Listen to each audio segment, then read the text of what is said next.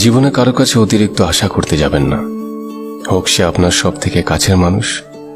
কারণ যার কাছে আপনি অতিরিক্ত আশা করবেন তার কাছে বেশি কষ্ট পাবেন।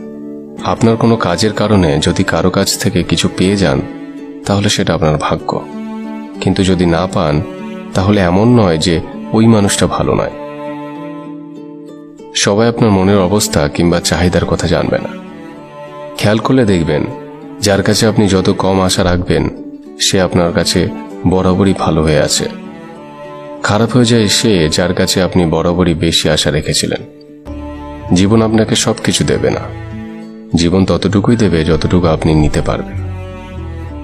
জীবনে কে আপনাকে কি দিয়েছে, কে আপনাকে কথা দিয়ে কথা রাখেনি, কে আপনাকে ঠকিয়েছে, এসব ভাবলে আপনার সারা জীবন এদের ভাবনা নিয়ে কাটাতে হবে।